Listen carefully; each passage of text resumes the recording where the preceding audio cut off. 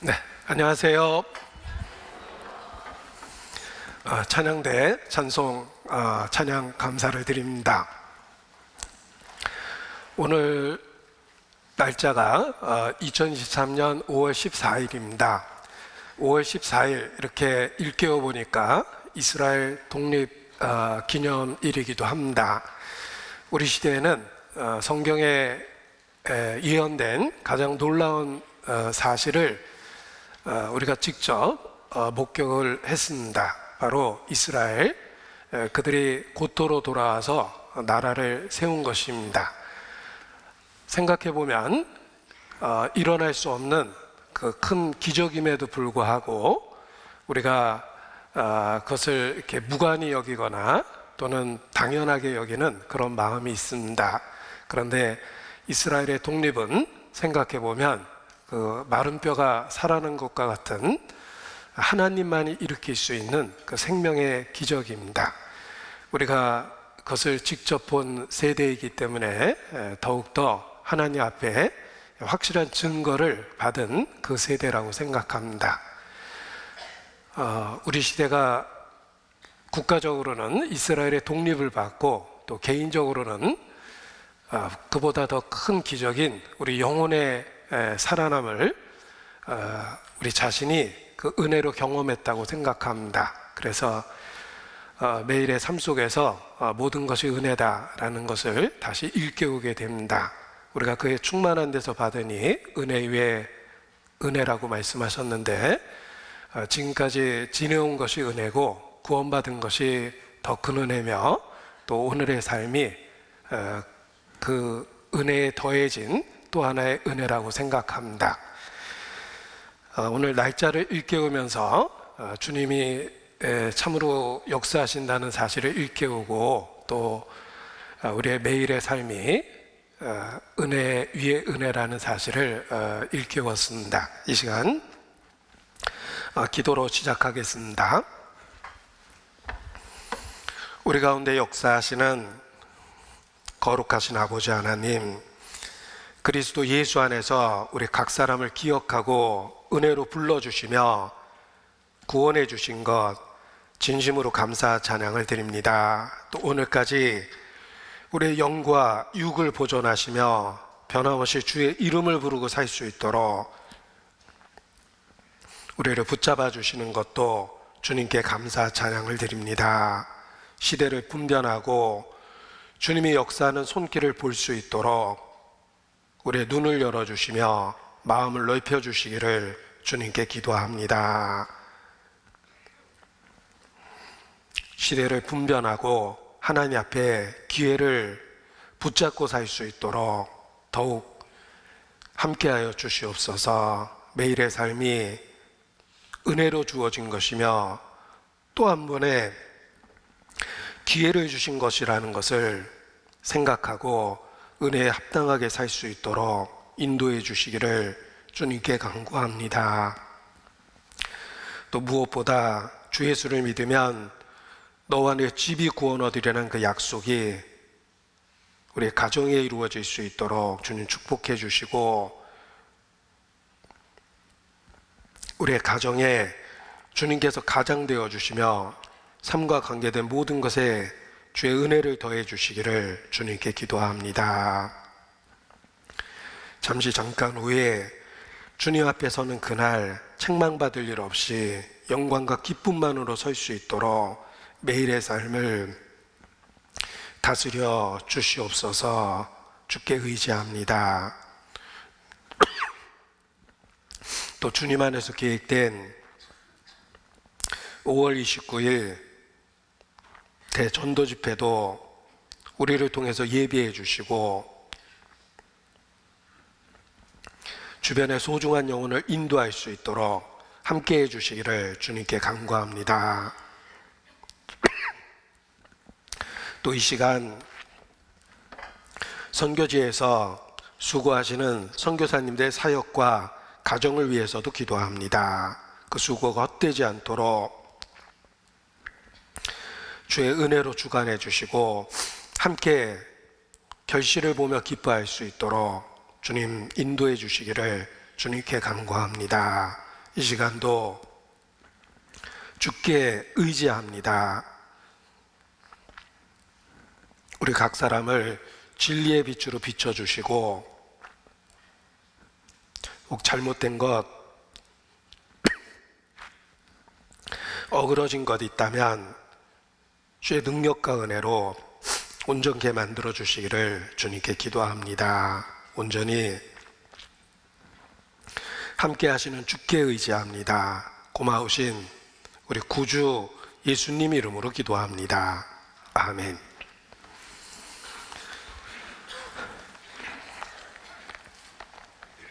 네, 성경 사무엘상 20장을 보시겠습니다. 사무엘상 20장 3절입니다.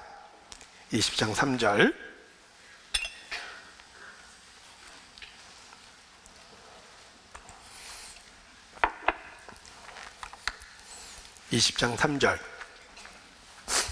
함께 읽겠습니다. 다윗이 또 맹세하여 가로되 내가 내게 은혜 받은 줄을 내 부친이 밝히 알고 스스로 이르기를 요나단이 슬퍼할까 두려운즉 그로 이를 알게 하지 아니라 함이니라. 그러나 진실로 여호와의 사신과 내 생명으로 맹세하노니 나와 사망의 사이는 한 걸음뿐이니라. 나와 사망의 사이는 한 걸음뿐이니라. 오늘 말씀을 시작하기에 앞서서 먼저 광고 하나를 드리겠습니다. 네. 생명의 빛 5월호가 나왔습니다. 우리 구원받은 성도들이 지면으로 함께 교제하는 생명의 빛입니다.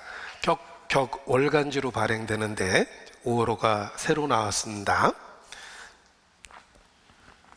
그런데 표지 그림을 보니까 어떤 메시지를 담고 있습니다.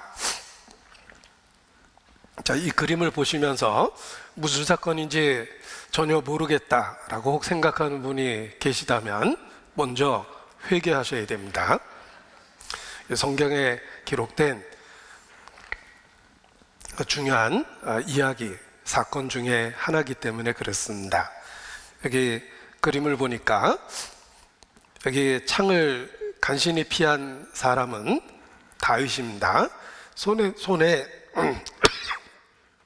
악기를 들고 악신이 들린 사울을 위로하고 있었는데 사울 왕이 시기심에 다윗을 죽이려고 창을 던지고 있는 모습입니다. 그리고 그 옆에 놀라는 여자는 사울의 딸이며 그리고 다윗의 아내 된 미갈의 모습입니다. 성경에 사울과 이 다윗 왕의 이야기 중에 나오는 그 한 부분입니다. 오늘 이 생명의 빛에 나오는 그 표지의 그림을 오늘 설교 제목과 관련해서 이렇게 사용을 했습니다. 나와 사망의 사이는 한 걸음뿐이니라. 여기 간신히 창을 피하는 모습을 보면 정말 죽을 뻔했다라는 그런 생각이 듭니다. 그리고 오늘 설교의 부제가 있는데 여기 메멘토 모리 앤 뷸라라는 그 어려운 말이 써 있습니다. 이게 도대체 무슨 뜻일까? 오늘 말씀을 끝까지 듣다 보면 그 의미를 분명하게 알게 될 겁니다. 조는 분 빼고 말씀을 잘 경청하시면 이 메멘토 모리 그리고 뷸라라는 이 어려운 말의 의미도 알게 될 겁니다. 자, 오늘 설교 제목은 나와 사망은 한 걸음뿐이니라 라는 제목을 갖고 있고, 그리고 부제는 메멘토 모리와 뷸라라는 그런 제목을 갖고 있습니다.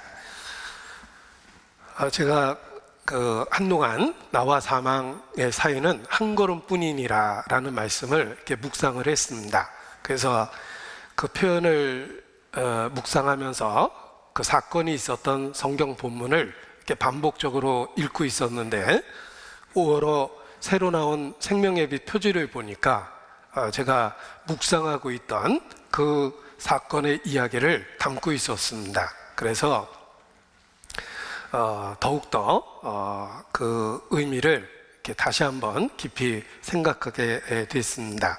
그래서 오늘 함께 나눌 말씀을 나와 사망의 사이는 한 걸음뿐이니라라는 그 성경 본문으로 이렇게 교훈을 함께 나누고자 합니다. 이 사건의 주인공은 다윗입니다. 다윗은 이새의 8번째 아들입니다. 그리고 성경은 다윗을 하나님 마음에 합한 사람이라고 표현하고 있습니다. 하나님의 사람, 대표적인 구약의 믿음의 사람이 다윗입니다. 다윗을 영어로 데이비드라고 그러는데 이 데이빗이라는 이름이 서양 사람 이름에 많이 쓰이고 있습니다. 그것은 그의 삶이 본받을 만하기 때문에 역사 속에서 신앙의 인물인 다윗의 이름을 많은 사람이 사용한 것입니다. 이 다윗이 어떻게 하나님의 사람이 될 수 있었을까? 다윗이 어떻게 하나님 마음에 합한 사람으로서의 삶을 살 수 있었을까? 그것을 생각하고 교훈을 함께 나누고자 합니다. 아이를 키우면서 이렇게 꼭 사주는 책 중에 하나가 그 위인전입니다. 우리 아이가 역사 속에 이름을 남긴 그 위인들의 삶을 통해서 뭔가 교훈을 얻었으면 좋겠다 하는 부모의 마음으로 아이를 키우면서 위인전을 이렇게 꼭 사주게 되어 있습니다. 그 역사 속에서 성공적인 삶을 살았던 삶의 모습을, 사람들의 삶의 모습을 보면서 우리 아이도 그와 같이 좋은 것을 본받아서 좋은 사람이 되었으면 좋겠다라는 뜻에서 위인전을 사줍니다. 마찬가지로 성경에 기록된 인물들도 우리가 본받아야 될 면을 갖고 있고 또 그들의 실패를 통해서 우리의 삶을 이렇게 재조정해야 될 면이 있습니다. 그래서 성경에 있는 인물들을 살펴보고 그들과 하나님의 관계를 살펴보고 이 시대에 개인적으로 적용하는 것이 큰 교훈이 됩니다. 이 다윗은 하나님 마음에 합한 사람이라는 평가를 받았지만 결코 완벽하거나 완전한 사람은 아니었습니다. 그에게도 이런저런 죄가 있었고 특별히 사람이 지을 수 있는 아주 큰 죄를 지었던 사람이기도 합니다. 그런데 다윗이 결과적으로는 하나님 마음에 합한 사람이라는 평가를 받고 있습니다. 그것은 그는 결코 완전하거나 완벽하지는 않았지만 자신의 과거를, 자신이 범한 죄를 극복하고 하나님의 사람으로 살아냈기 때문에 그렇습니다. 그래서 어떤 면에서 우리에게 더욱더 교훈이 됩니다. 완전하고 완벽한 삶을 살았다면 나같이 과거에 있는 사람은 그렇게 살 수 없겠다라는 생각을 하게 됩니다. 그러나 다윗은 믿음의 사람으로 자신의 과거를 극복한 사람입니다. 따라서 우리 모두에게 교훈이 될 수 있는 것입니다. 열왕기상 15장 5절 말씀입니다. 후 시대에 다윗을 이렇게 평가하고 있습니다. 열왕기상 15장 5절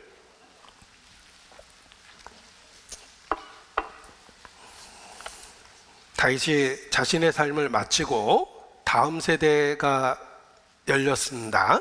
그 다음 세대에서 다윗의 삶을 이렇게 종합적으로 평가하고 있습니다. 열왕기상 15장 5절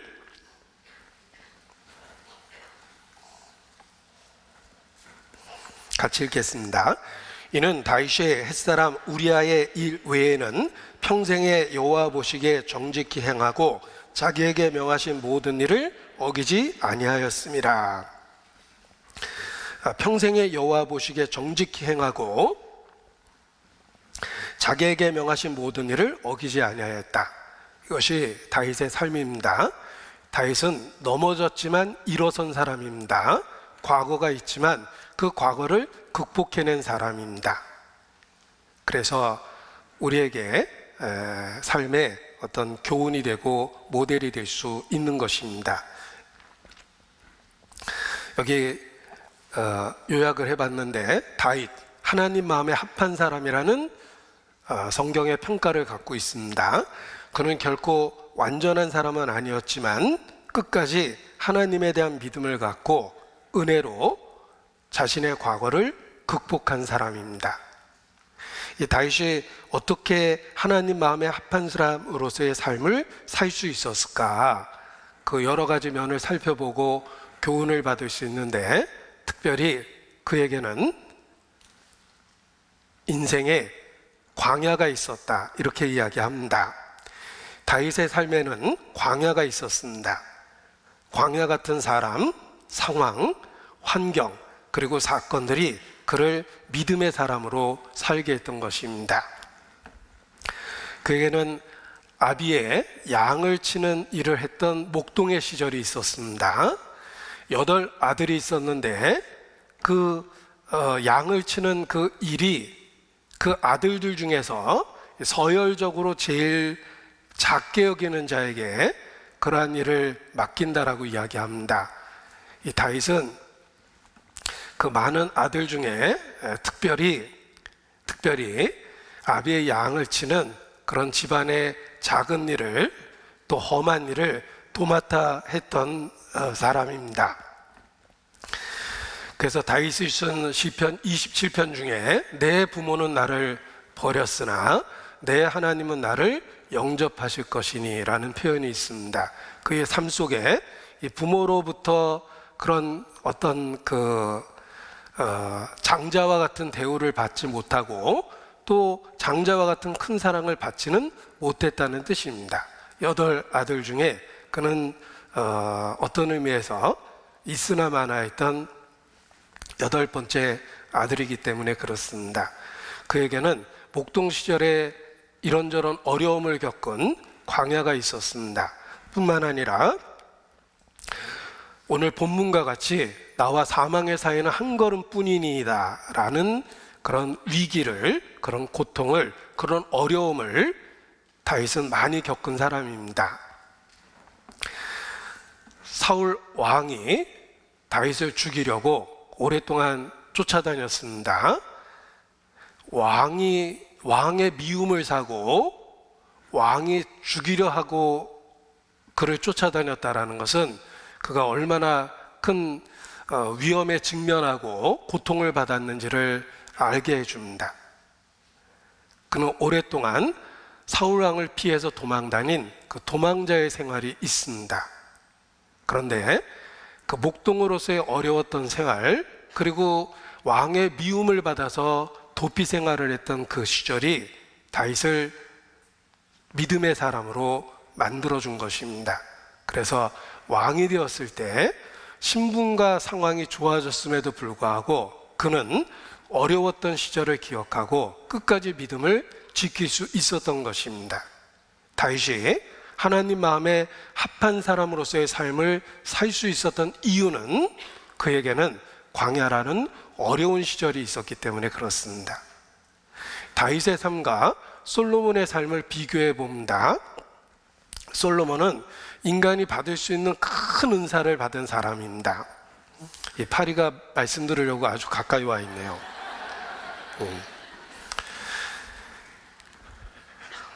솔로몬은 태생적으로 큰 은혜 속에서 태어났고, 그리고 태생적으로 인간이 받을 수 있는 모든 지혜에 은사를 받은 사람입니다.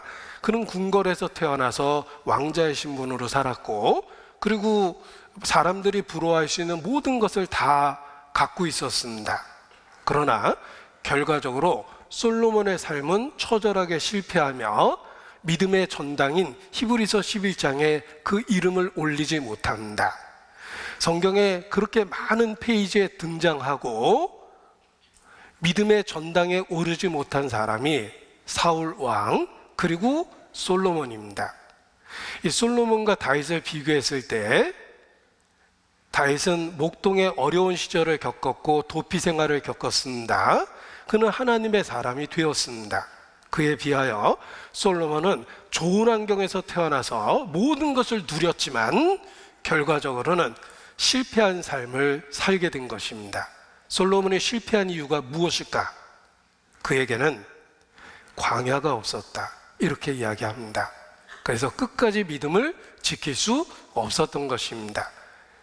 다윗이 믿음을 지킬 수 있었던 이유는 하나님을 의지해야 될 그런 상황 속에서 믿음을 체험적으로 배워갔기 때문에 왕이 돼서 40년 동안 권력을 누렸지만 하나님을 향한 믿음을 지킬 수 있었던 것입니다. 우리의 과거 고통스러웠던 삶들, 우리가 겪은 사건과 사고들, 사실 그 모든 것이 우리를 신앙을 갖게 했고 신앙을 지키게 해주고 있다는 걸 기억해야 됩니다. 우리에게 광야를 주신 것은 감춰진 또 하나의 은혜일 뿐입니다. 이 베두인 족속과 관련해서도 교훈을 얻을 수 있습니다. 현재 이스라엘 정부의 골칫거리 중에 하나가 광야에서 살고 있는 베두인족입니다. 그들은 열악한 시절에서 그 상황 속에서 살아가고 있습니다. 그래서 이스라엘 정부는 복지 차원으로 그들을 이주하는 정책을 펼칩니다. 막대한 예산을 세워서 광야의 베두인 족속들을 살기 좋은 마을을 만들어주고 그곳에 집단 이주시켰습니다.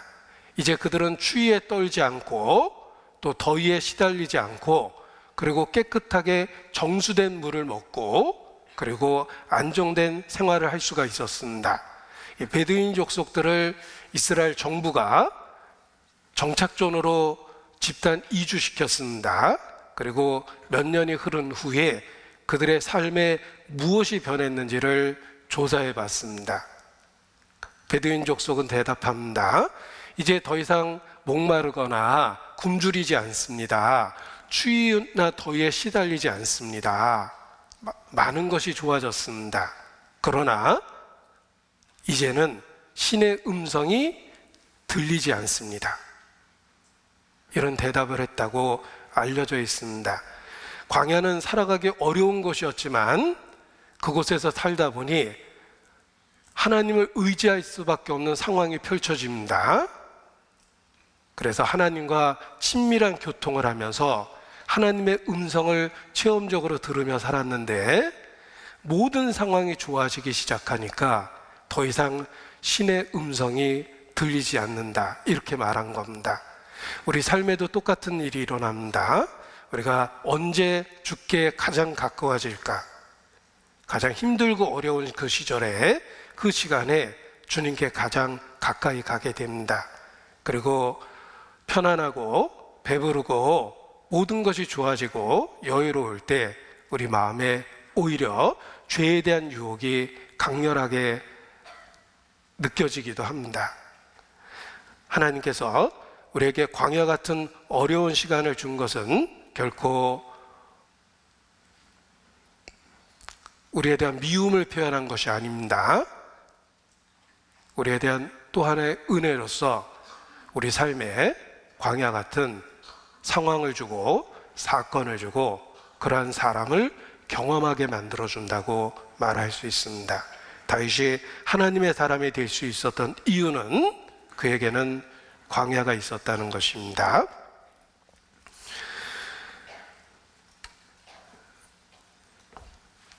오늘 본문에 나와 사망 사이는 한 걸음뿐이라 라고 다윗이 고백하고 있는데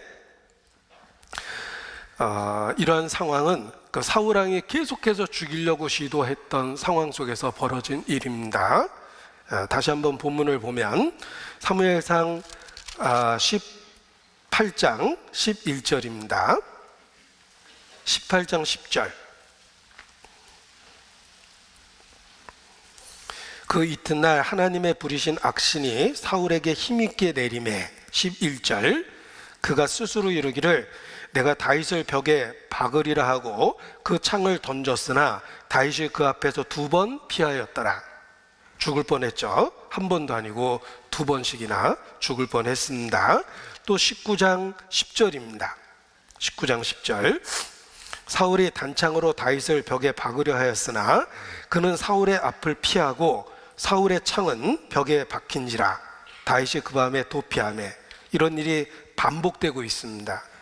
창이 벽에 박혔다라는 말은 정말 죽일 생각을 하고 창을 던진 겁니다.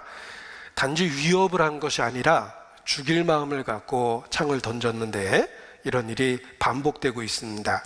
그래서 다윗이 도망가니까 이제 군대를 동원해서 다윗을 죽이려 합니다. 그런데 보낸 군대가 하나님의 신이, 성령이 그들을 감동케 해서 그들이 예언을 하는 일이 일어납니다. 다윗을 죽이려고 쫓아다니는 일종의 특수부대입니다. 그런데 그들에게 하나님의 영이 임하게 되고 그들이 예언하기 시작하는 일이 일어납니다. 그래서 19장 20절에 보면 뒷부분입니다. 하나님의 신이 사울의 사자들에게 임하매 그들도 예언을 한지라. 그 얘기를 사울이 듣고 하나님이 관여하고 있구나, 내가 다윗을 죽이면 안 되겠다 이렇게 생각해야 되는데 이미 다윗을 죽이겠다고 결심한 사울의 마음은 돌이키지 않습니다. 2번째 군사를 또 보냅니다. 그런데 그 2번째 군사들도 또 예언을 합니다. 초자연적인 기적이 일어난 겁니다. 그래서 21절에 보면 혹이 그것을 사울에게 고하매 사울이 다른 사자들을 보내었더니 그들도 예언을 한 거로 사울이 3번째 다시 사자들을 보내었더니 그들도 예언을 한지라. 군대를 3번이나 보냈습니다. 그런데 그때마다 하나님이 간섭하시고 하나님의 신이 그들을 감동케 하고 예언을 하는 일이 일어납니다. 이것은 하나님이 다윗을 보호하고 있다는 확실한 증거입니다. 다윗을 죽이려고 온 그 군인들에게 하나님이 기적을 일으킨 겁니다. 그럼에도 불구하고 사울은 다윗을 죽이겠다는 의지를 굽히지 않습니다. 그리고 직접 4번째는 자기가 직접 군대를 이끌고 다윗이 도망간 라마 나요시라는 곳까지 달려갑니다. 꽤 먼 길입니다. 그런데 또 한 번의 기적이 일어납니다. 그 죽이려고 광분하고 있는 사울, 그에게도 하나님의 신이 임해서 예언을 하게 됩니다. 그래서 사람들이 사울도 선지자 중에 있느냐, 사울도 그래? 이런 말이 그 시대에 유행을 했다라고 되어 있습니다. 이런 상황 속에서 이 사울이 얼마나 악한 의지로 다윗을 죽이려 했는지, 반복적으로 죽이려 했는지 알 수 있고, 또한 하나님이 직접 개입해서 사울을 막고 있음에도 불구하고 사울이 끝까지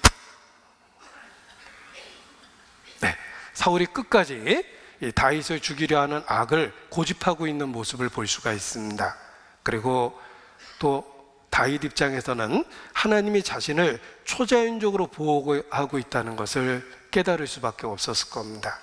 자, 그러한 상황 속에서 이 다윗이 요나단 앞에 자신의 상황을 이야기하고 있는 것입니다. 나와 사망 사이는 한 걸음뿐이니라.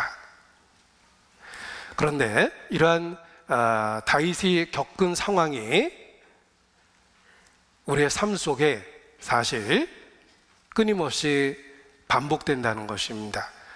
우리의 삶 자체가 안전하고 평화로운 것이 아니라 마치 쥐레밭을 뛰어다니고 있는 병사처럼 수없이 감춰진 그 위험을 우리가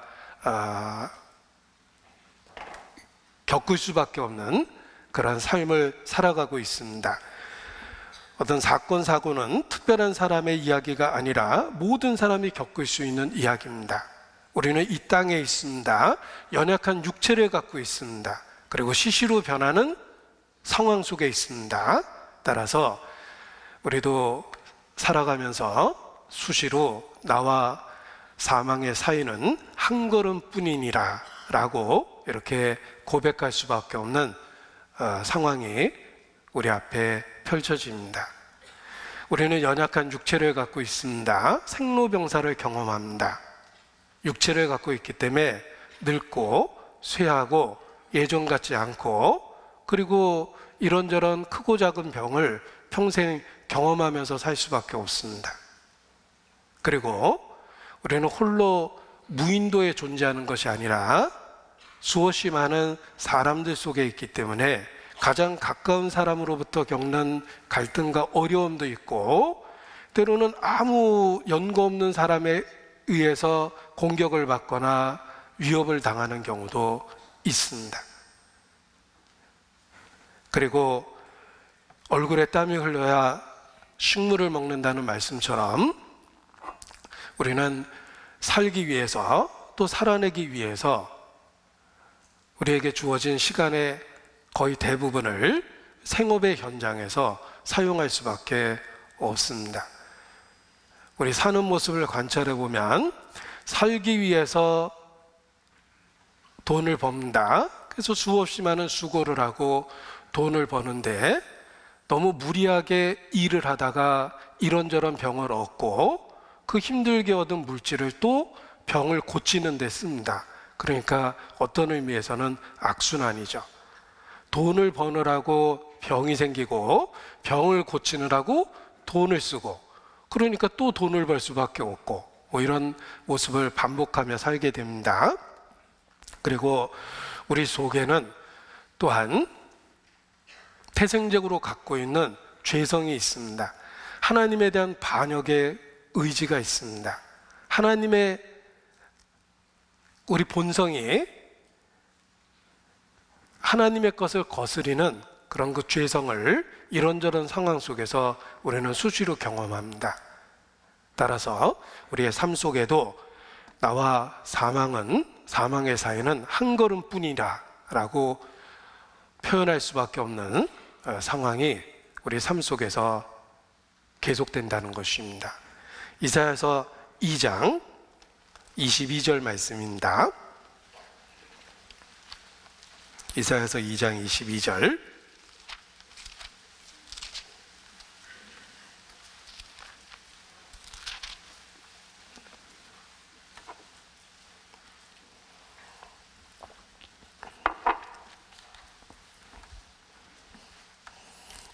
함께 읽겠습니다. 너희는 인생을 의지하지 말라. 그의 호흡은 코에 있나니 수에 칠 가치가 어디 있느뇨. 우리가 그렇게 소중히 여기는 생명도 요 콧구멍 2개만 막아보면은 우리의 생명이 요 구멍 2개에 달려있다는 걸 깨닫게 됩니다. 그의 호흡이 코에 있나니 수에 칠 가치가 어디 있느냐. 독극물을 강제로 먹일 때 사실 코를 막으면 쉽게 먹일 수 있습니다. 코 막으면 숨을 안 쉴 수가 없으니 입을 벌리고 입으로 호흡하려고 하고, 그리고 강제로 독극물을 먹이게 됩니다. 이 사람이 호흡에 생명이 달려 있는데 우리가 그토록 소중히 여기는 그 생명이 요 콧구멍 2개에 달려 있다는 것을 생각해 보십시오. 너희는 인생을 의지하지 마라. 그의 호흡은 코에 있나니 수에 칠 가치가 어디 있느냐. 이렇게 일깨워 주십니다. 너희의 생명이 무엇이뇨? 너희는 잠깐 보이다 사라지는 안개니라. 잠깐 보이다 사라지는 안개니라. 어느 날 내가 없는 세상이 똑같이 해가 뜨고 똑같이 해가 지고 하루가 반복될 겁니다. 우리가 시간 속에서 어느 날 이 세상이라는 무대에 등장했고 늘 여기에 존재하는 것이 아니라 어느 날 갑자기 이 무대에서 내려와야 됩니다. 그러한 모습을 잠깐 보이다 사라지는 안개라고 표현했고, 우리 생명이 그와 같다고 일깨워 주십니다. 그래서 어리석은 부자가 재물에 집착하고 살아갈 때 예수께서 일깨워 주시기를 오늘 밤에 내 영혼을 도로 취하리니 그러면 내 예비한 것이 누구 것이 되겠느냐. 하나님에 대하여 부요치 못하고 자기를 위하여 재물을 쌓아둔 자, 하나님에 대하여 부요치 못한 자, 그가 이와 같이 어리석다라고 일깨워 주셨습니다. 오늘 밤에 내 영혼을 도로 취하리니, 이러한 경고는 결코 한 사람도 이해될 수 없는 경고입니다. 우리는 마지막일 수 있는 내일의 삶을 살고 있다는 걸 기억해야 됩니다. 누가복음 13장입니다. 누가복음 13장.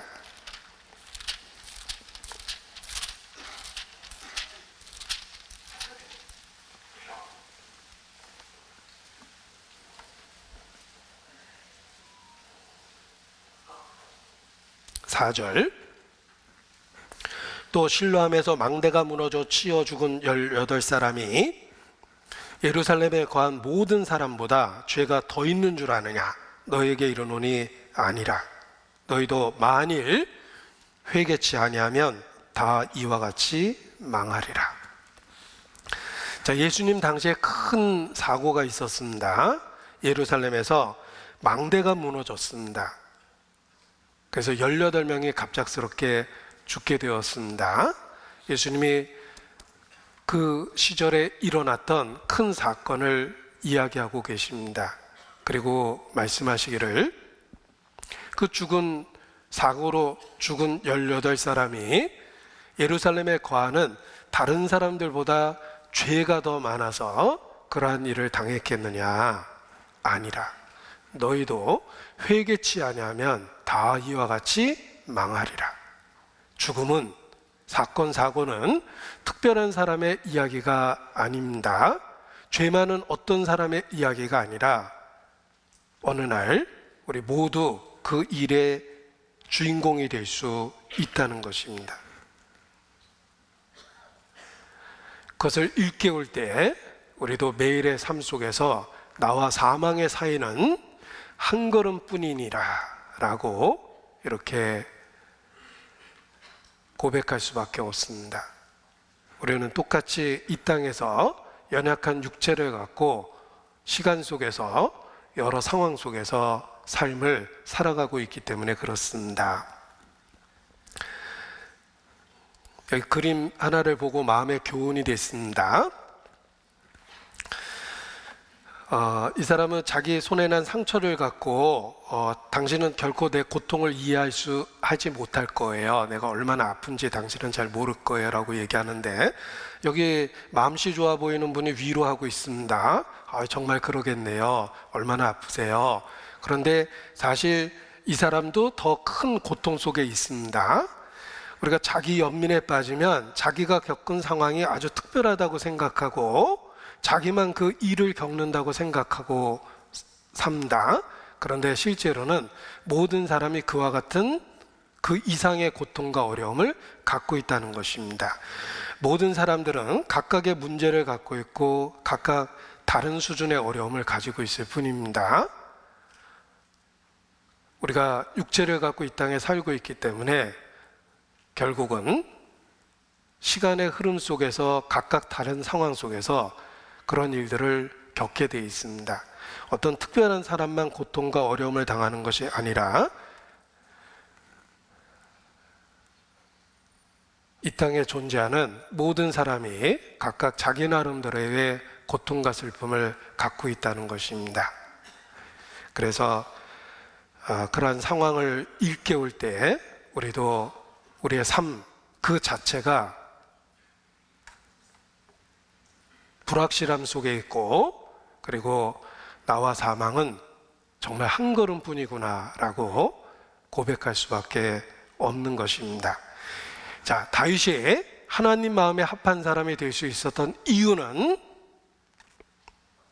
광야의 목동 생활과 광야의 도피 생활이 있었기 때문에, 비록 왕이 되고 궁궐에 있고 권력을 누리는 상황을 갖게 되었을지라도 그는 하나님 앞에서 자신의 생명의 한계, 연약함을 절실히 깨닫고 있었습니다.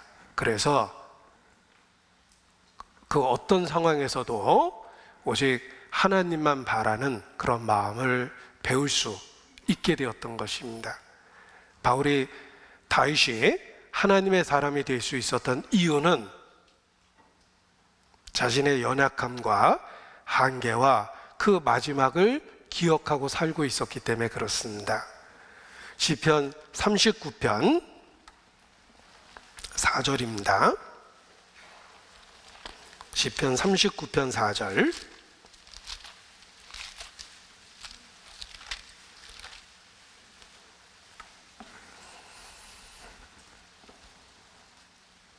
함께 읽겠습니다.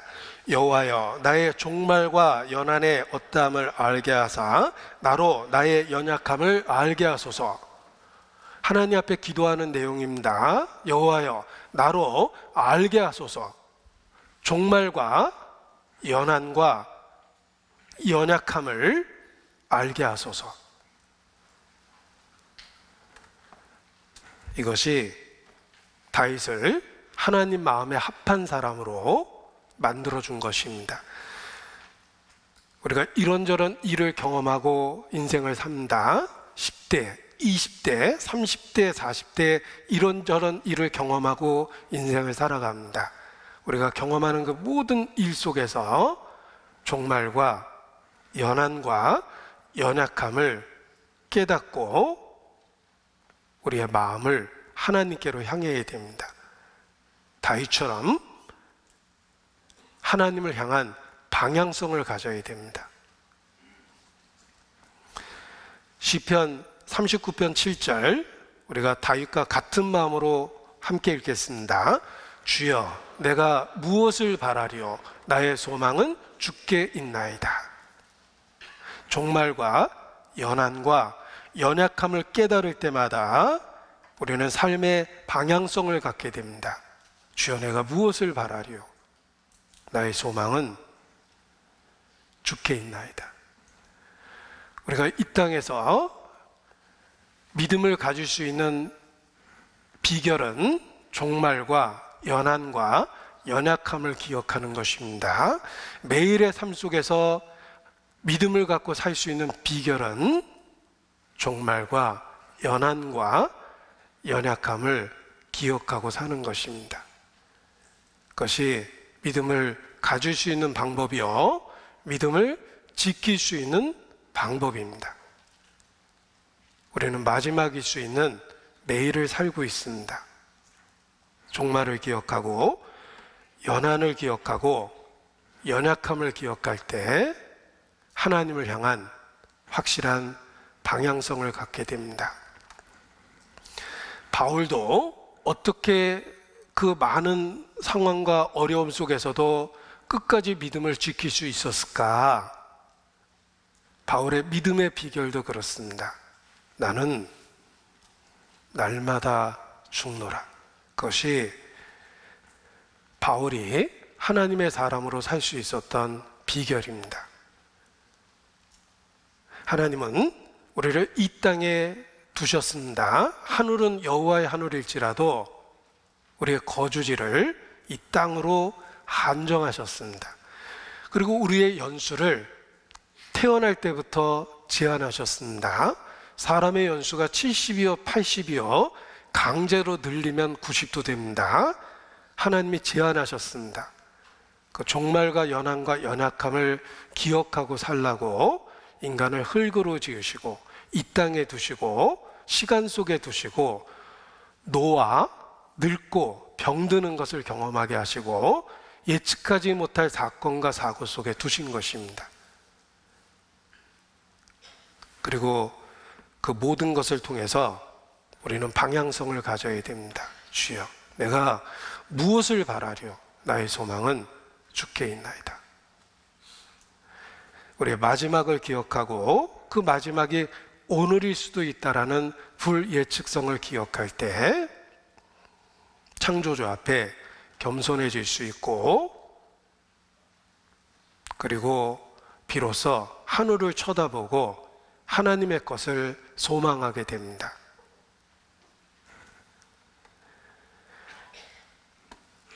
그래서 바울도 나는 날마다 죽노라 라는 고백 속에서 믿음을 지켰던 것입니다. 일본의 그 성공한 기업인이 회고록에 쓴 표현 중에 하나입니다. 가장 중요한 가르침은 어머니의 죽음에서 배웠다. 짧다. 인생은 짧다.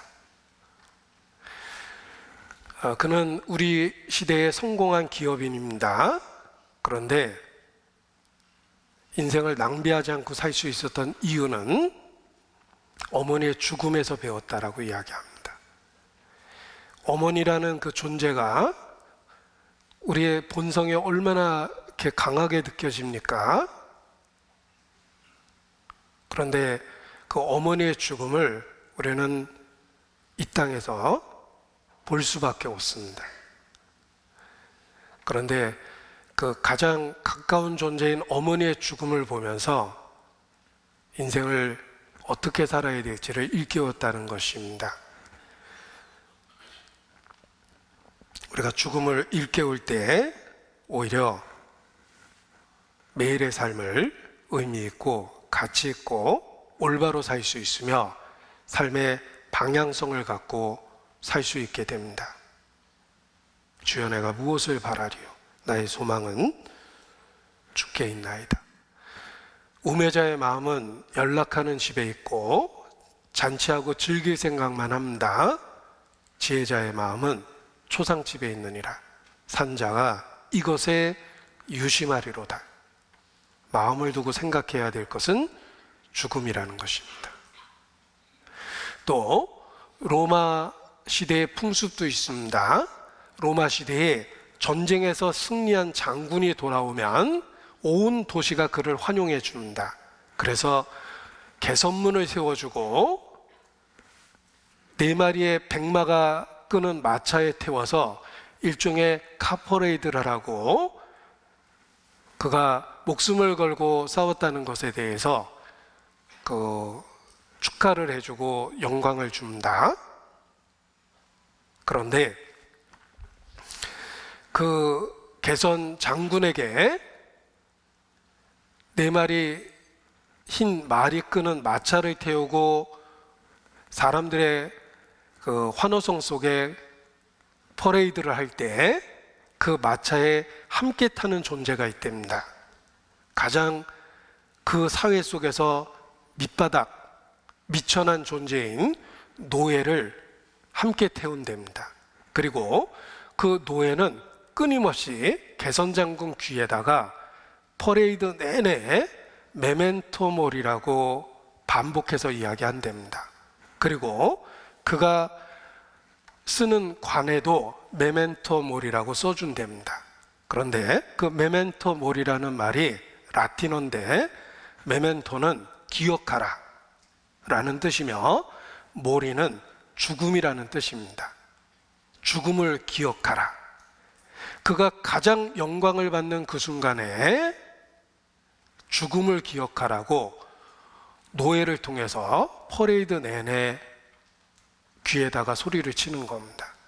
왜냐하면 그냥 마차를 태워서 퍼레이드하면 자기가 마치 신인 것처럼 착각이 들고 그 순간에 가장 교만해질 수 있기 때문에 그도 죽을 수밖에 없는 사람이라는 사실을 일깨워주는 것이랍니다.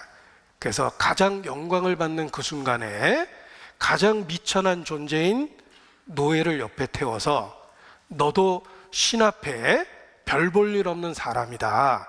너도 반드시 죽을 수 있다는 것을 기억하라 라는 의미에서 영광도 주지만은 경고의 이야기를 하고 있다. 이렇게 이야기합니다. 그래서 메멘토 모리라는 말이 알려진 것입니다. 라틴어임에도 불구하고 이 표현이 어디선가 들어봄직한 그런 표현으로 알려진 것입니다. Remember your death. 기억하라. 죽음을. 메멘토 모리입니다. 메멘토 모리는 죽을 수밖에 없는 존재임을 기억하라는 뜻입니다. 사람은 누구든지 반드시 한 번 죽습니다. 그래야지만 현재의 삶을 지혜롭게 살 수 있는 것입니다.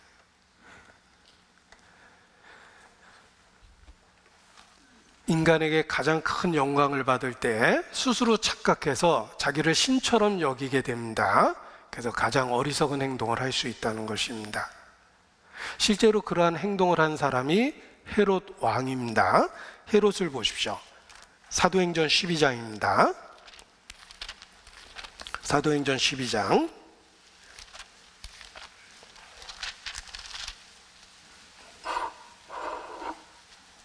21절.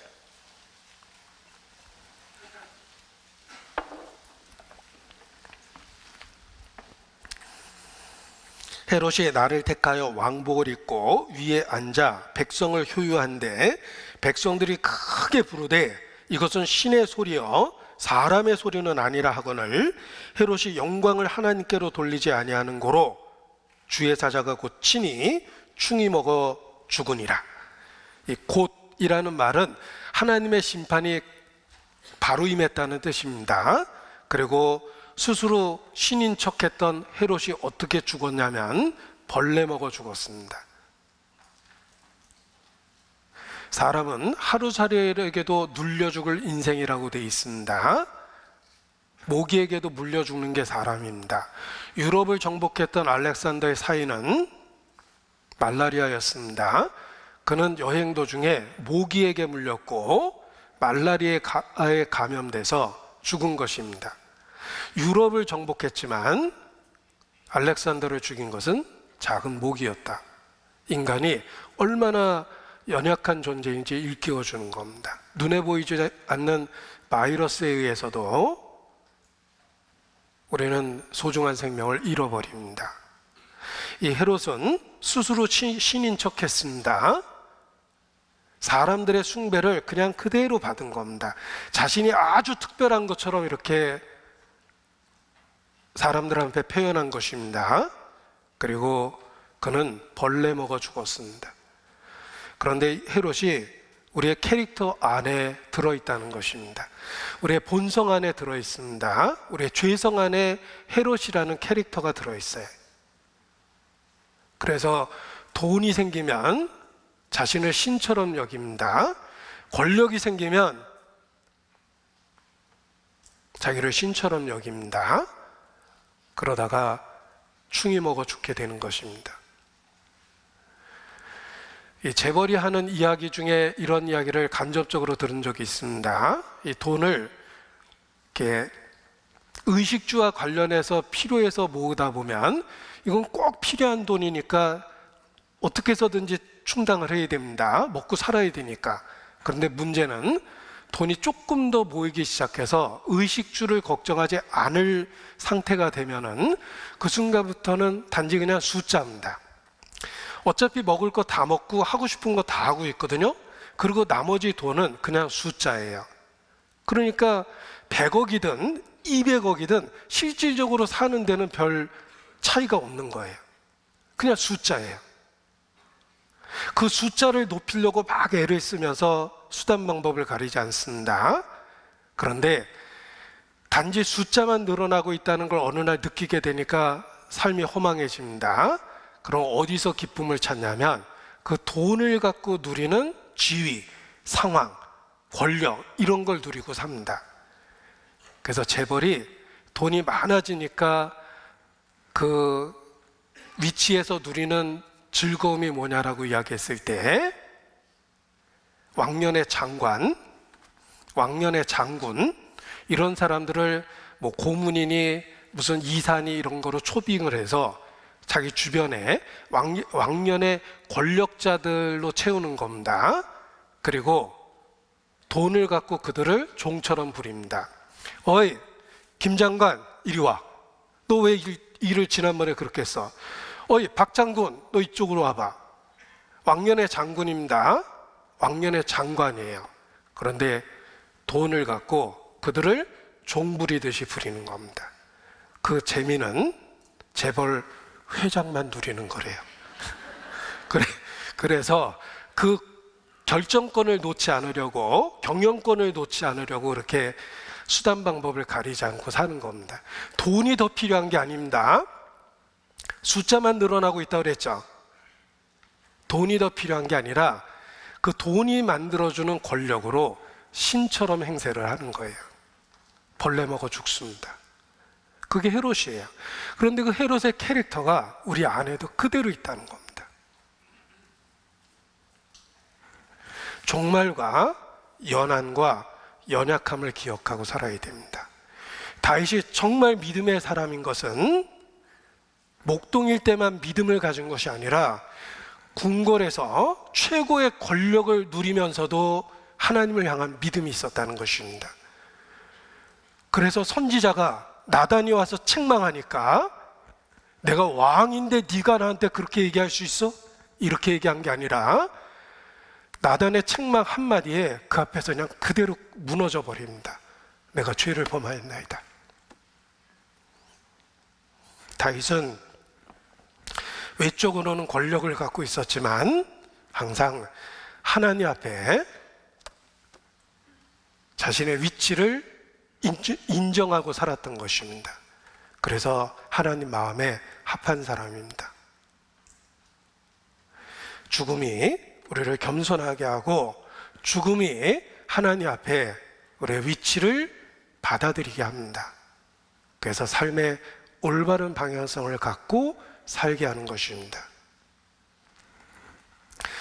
사진 한 장 찍으려고 하면 굉장히 큰 비용이 들었던 시대가 있습니다. 그런데 그렇게 비싼 돈을 들여서 사진 한 장을 찍었던 그 시대에도 꼭 찍는 사진이 있었답니다. 가난한 자도 그 사진은 꼭 찍으려고 했답니다. 그 사진은 죽음, 그 순간의 사진입니다. 그래서 사랑하는 가족이 죽을 때, 연인이 죽을 때, 또는 권력자가 죽을 때 그 죽은 모습을 아무리 큰 비용이 들어도 사진을 찍었답니다. 그래서 사진을 찍거나 또는 죽은 자에게 그 석고 보온을 뜨는 데드 마스크라는 것이 한동안 유행했습니다. 제가 시카고 무디 신학교에 구경을 갔습니다. 제가 무디 신학교 나온 건 아니고요. 무디가 유명하니까 구경을 갔는데 거기 창립자인 무디에 대한 여러 유품들을 전시를 해놨습니다. 거기에 데드 마스크가 있더라고요. 무디가 딱 죽었을 때 그 석고를 떠서 죽은 자의 형상을 뜬 데드 마스크가 있습니다. 그런데 그 죽은 자의 사진을 찍었던 이유는 살아있을 때는 너무 비싸서 엄두를 못 냈지만 그 죽은 자를 평생 기억하기 위해서 기꺼이 큰 돈을 지불해서 사진을 찍었다라고 이야기합니다. 우리 자신도 그렇습니다. 우리가 이 땅에 생명을 누리고 있는 그때에 자신의 죽음을 기억하면 가장 가치 있는 선택을 하며 매일을 살게 됩니다. 죽음이 우리의 삶을 올바로 만들어주고 죽음이 우리의 선택을 올바로 할 수 있도록 만들어주는 것입니다. 메멘토 모리, 나는 날마다 죽노라. 우리가 오늘이 마지막이 될 수 있다는 가능성을 하나님 앞에서 받아들일 때 비로소 올바른 방향성을 갖고 매일의 삶을 살게 되는 것입니다. 미국 인디언 중에 나바호 부족은 많이 알려져 있습니다. 이 나바호라는 말이 익숙한 것은 인디언 부족 중에 널리 알려진 부족이기 때문에 그렇습니다. 그 나바호족이 하는 그 자손들을 가르치는 표현 중에 하나입니다. 세상에 태어날 때 너는 울었지만 세상은 기뻐했으니 내가 죽을 때에 세상은 울어도 너는 기뻐할 수 있도록 그런 삶을 살라. 그래서 죽음 앞에서 돌이켰을 때 자신의 삶이 의미 있고 가치 있게 되도록 매일의 삶을 살아야 된다. 이런 교훈을 그 자손들에게 가르쳤답니다. 우리도 마찬가지입니다. 우리가 오늘 하나님 앞에 설 수 있다는 걸 기억해야 하지만 다윗처럼 하나님 마음에 합한 결정을 하고 매일의 삶을 살 수 있습니다. 죽음이 우리를 올바로 살 수 있게 만들어주는 것입니다. 종말과 연한과 연약함을 기억할 때 주여 내가 무엇을 바라리요? 나의 소망은 주께 있나이다 라고 고백할 수밖에 없게 되는 것입니다.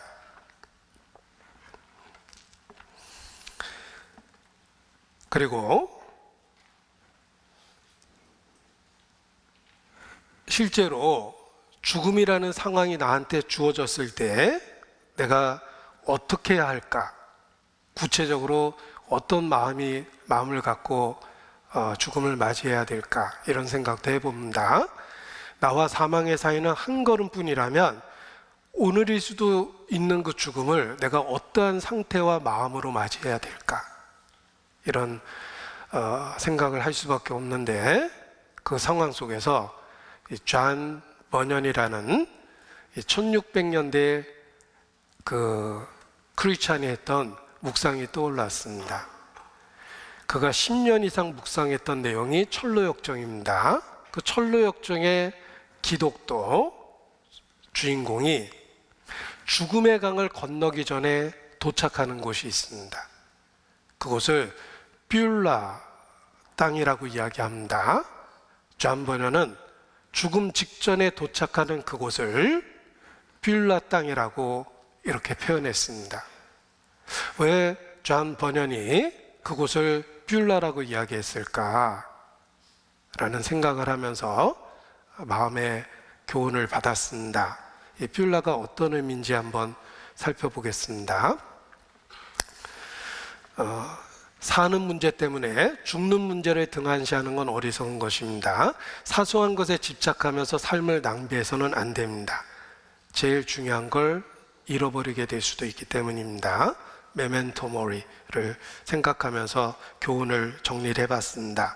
그리고 여기 존 버년, 이 존 버년이 기독도가 겪는 일들을 철로역정이라는 우화로서 이렇게 표현을 했습니다. 여기 멸망의 도시 장망성에서 크리스찬이 출발해서 별의별 일을 다 겪으면서 천성에 도착합니다. 최종적 목적지는 천성입니다. 모든 성도는 장망성에서 출발해서 천성으로 가는 과정 속에 있습니다. 우리는 이 과정 속에서 모두 다 개인적으로 절 하나씩 짓습니다. 무슨 절인지 아시죠? 우여곡절. 그리고 절에는 대웅전이 있는데 우리가 짓는 우여곡절 속에는 어떤 전이 있냐면 산전수전이 있습니다. 죄송합니다. 제 수준이 이 정도밖에 안 돼서 저는 혼자 생각하고 많이 웃었는데 자, 아무튼 여기 크리스찬이 우여곡절 산전수전을 겪으면서 드디어 천성에 도착하는데 천성에 도착하기 전에 뷸라라는 곳에 이르게 됩니다. 이것이 존 버년이 묵상한 겁니다. 이 철로역정 과정을 지도로 이렇게 그리게 됩니다. 여러분들 개인적으로 그려보면 굉장히 교훈이 됩니다. 대부분 철로역정 책은 멸망의 도시에서 출발해서 산전수전 우여곡절을 겪으면서 여기 천성에 도착하게 되는데 여기 천성 전에 있는 땅이 여기도 랜드 오브 뷸라라고 되어 있습니다. 뷸라 땅입니다. 요건 한 그 학생이 철로역정을 개인적으로 지도를 그린 겁니다. 멸망의 도시에서 출발해서 역시 산전수전 우여곡절을 겪으면서 뷸라 마을을 거쳐서 죽음의 강을 건너갑니다. 뭐 이런저런 그 철로역정에 대한 그림인데 다 똑같습니다. 멸망의 도시에서 출발해서 도착지는 천성이고 이 사망의 강을 건너기 전에 뷸라라는 그 곳에 이르게 되는 겁니다. 그래서 그 부분을 다 확대해 봤는데 여기 뷸라, 여기 죽음의 강을 건너기 전에 뷸라라는 곳에 도착하죠. 이 그림에서도 마찬가지로 뷸라를 지나서 죽음의 강을 건너 그리고 천국에 들어가게 되는 겁니다. 이 그림도 마찬가지죠. 여기 뷸라 마을이 있고 그리고 죽음의 강을 건너고 천국에 들어가는 겁니다. 여기 뷸라 마을, 죽음의 강, 천국. 이 그림에서도 뷸라 나라를 거쳐서 천국에 들어가게 됩니다. 이렇게 이제 존 버년이 표현을 한 것입니다. 그래서 그 표현을 여기 한번 살펴보겠습니다. 제가 그냥 원문을 읽어드리겠습니다. 잘 안 보이실 텐데 제가 읽어드리겠습니다. 뷸라에 머무르다. 나는 순례자들이 마술의 땅을 지나 뷸라로 들어가는 것을 보았다. 공기는 매우 향기롭고 상쾌하였다. 그들은 얼마 동안 그곳에서 편안히 쉬었다. 그곳은 새들의 노래가 끊이지 않고 어디에서든지 꽃이 피어 있었다. 거북의 소리도 들렸다. 평화로운 그곳에는 1년 내내 태양이 빛났다. 그곳은 죽음의 그림자의 계곡에서 멀리 떨어져 있었고 절망의 거인의 발길이 닿지도 않았다. 이 태양이 빛나는 땅에서는 조금이라도 의심의 성에 대해 생각하는 사람이 없었다. 이곳에서 순례자들은 거룩한 성을 볼 수 있었다. 또한 그들은 영원한 도시의 주민을 몇 명 만났다. 왜냐하면 이곳 뷸라에서는 천국 사람들이 종종 비천한 자들과 함께 걸었는데 그것은 하늘나라의 경계선이기 때문이다. 이 땅에서는 또한 신랑과 신부의 서약이 새로 이루어졌다. 이곳에는 좋은 것들이 부족한 적이 없는데 그것은 순례자들의 여행에 필요한 모든 물건이 있기 때문이었다. 그들은 성에서 보아라, 너의 왕이 오신다. 보라, 그의 보답이 그와 함께함이라 하는 말씀을 시온의 딸들에게 말하라고 말하는 소리를 들었으며 그곳에 사는 모든 사람들은 순례자들을 거룩한 백성이고 하나님께 대하여 구속받은 자라고 불렀다. 이게 이제 존버년이 썼던 직접적인 표현입니다. 이거는 이제 또 다른 번역본이지만 같은 내용입니다. 마침내 천국으로 가는 여행자들은 햇빛이 항상 빛나는 뷸라 땅에 갔다. 거기에서 그들은 휴식 시간을 가졌으며 서로 도와 필요한 것을 얻었다.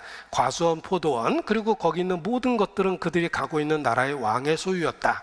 그래서 그들은 자기들이 보는 것들 그리고 필요한 것들을 꺼리낌 없이 사용했다. 그들은 곧 쾌적한 기후 속에서 생기를 되찾았고 그래서 더 이상 휴식과 오락이 필요 없었다. 종이 울렸고 아름다운 곡조의 나팔 소리가 하루 종일 들렸다. 그래서 이 행복한 여행자들은 더 이상의 잠을 잘 수가 없었다. 그래도 졸리거나 피곤한 기색이 없었다. 그들은 힘이 넘쳐 풍족한 생활을 하였다. 자, 여기 정리를 해봤습니다. 크리스찬과 소망은 철로역정의 주인공입니다. 마법의 땅을 다 지나 뷸라 땅으로 들어갔다. 그곳은 매우 달콤하고 상쾌하였으며 길은 반드시 나 있었다. 두 순례자는 잠시 쉬기로 했다. 이곳에서는 두 순례자가 가고자 하는 천성을 볼 수 있었다. 이곳은 천국의 경계선이었기 때문이다. 이곳은 포도주와 먹을 것이 가득했고 그들이 순례의 길에서 찾고 구하였던 모든 것이 풍족했다. 이곳의 모든 거주자들은 그들을 거룩한 백성, 주의 구속을 받은 자, 주께서 찾으신 자라고 불렀다. 그들은 이제 두 가지 어려움만 견뎌내면 곧 천성에 이르를 것이다.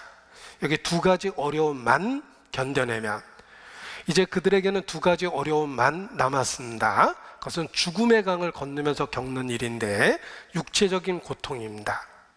첫 번째는. 그리고 두 번째는 육체적인 고통과 아울러 심령의 여러 가지 두려움과 불안감을 경험하게 된다는 것입니다. 죽음을 건널 때 두 가지를 겪게 됩니다. 첫 번째는 육체가 있기 때문에 육체적인 고통을 겪게 됩니다.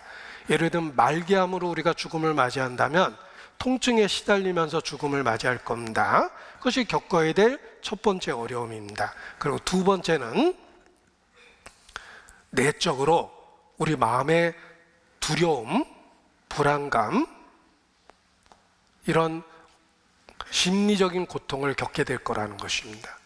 이 두 가지 어려움만 겪으면 그 강을 건너가게 될 것입니다. 이제 뷸라 땅에서 그 강을 건널 준비를 하십시오 하고 충분한 휴식을 시키는 모습입니다. 자, 이것이 존버년이 묵상했던 죽음 직전의 상황입니다. 이 존버년이 왜 뷸라라는 지역을 죽음 직전에 머무르는 곳이라고 표현했을까? 모든 성도들은 자신의 정체성을 일깨우고 확인해야 합니다. 그것이 뷸라입니다. 이 뷸라라는 표현이 이사야서 62장에서 나온 표현입니다. 이사야서 62장을 보시겠습니다.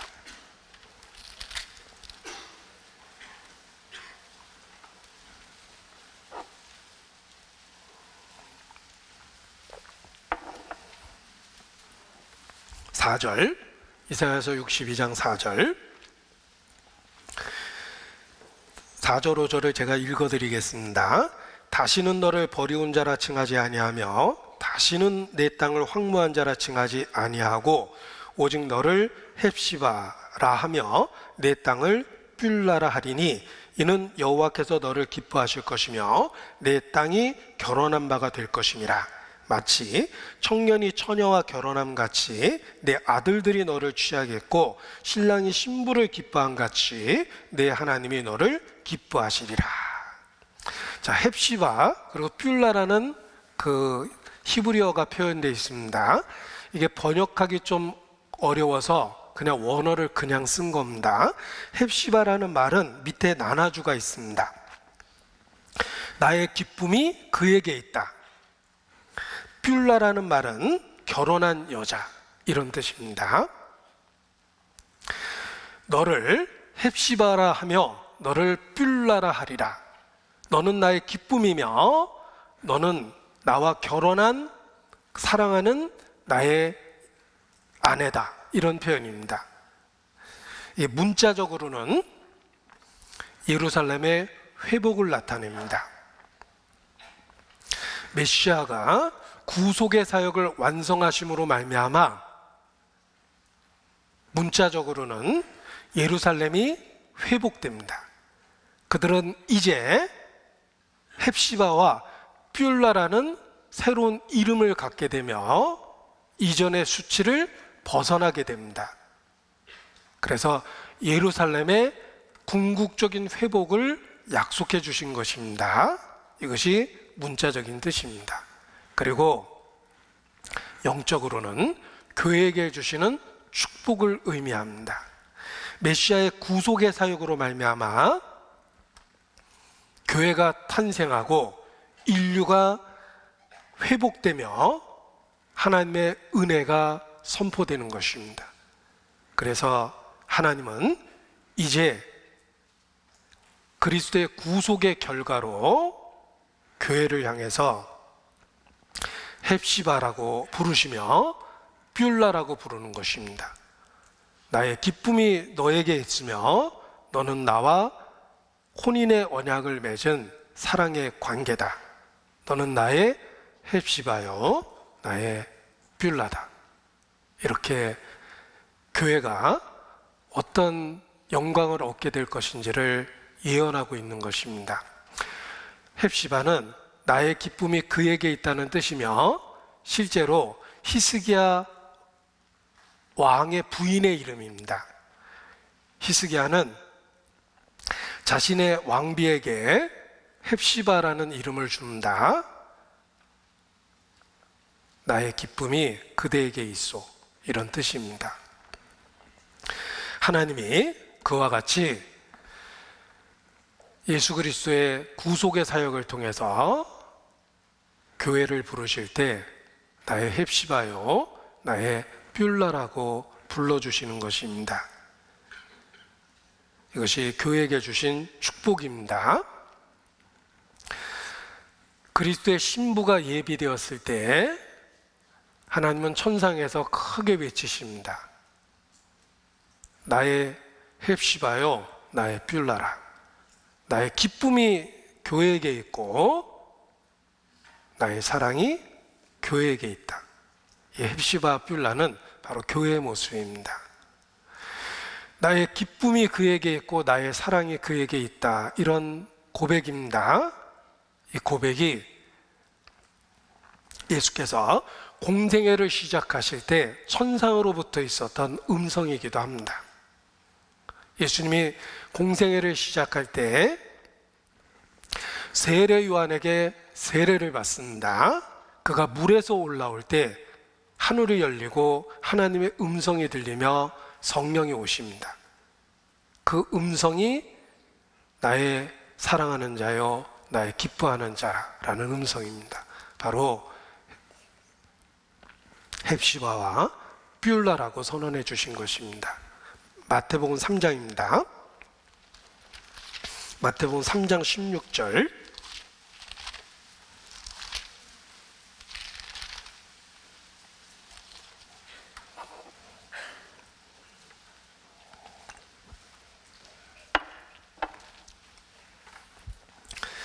(16절부터) 제가 읽어드립니다.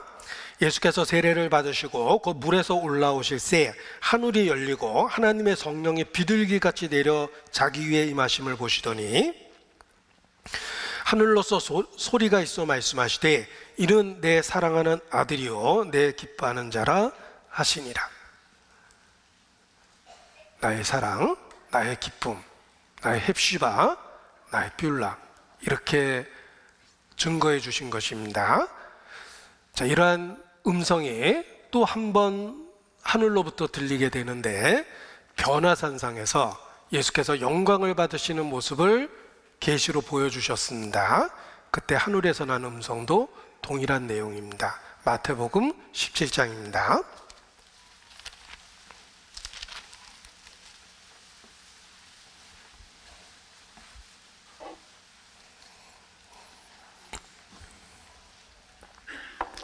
마태복음 17장 5절 함께 읽습니다.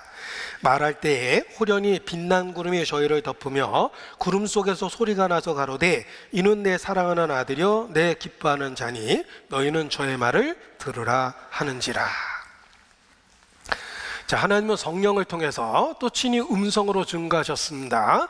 예수 그리스도가 헵시바여 뷸라입니다. 나의 사랑하는 자요 나의 기뻐하는 자입니다. 교회는 예수 그리스도의 구속의 사역으로 말미암아 그리스도와 합한 자입니다. 그래서 교회를 그리스도의 몸이라고 이야기하고 그리스도의 신부라고 이야기하는 겁니다. 남편과 아내는 하나님 앞에 하나입니다. 예수님께 들려주신 이 음성은 단지 예수님만을 위해서 해주신 것이 아니라 그의 몸된 교회를 위해서 외쳐주신 것입니다. 우리가 그리스도와 하나 될 때 그 음성을 듣게 됩니다. 이는 내 사랑하는 자요 내 기뻐하는 자라. 너는 나의 헵시바요 나의 뷸라니라. 그 음성을 우리도 주님과 믿음으로 하나 될 때 동일하게 듣게 되는 겁니다.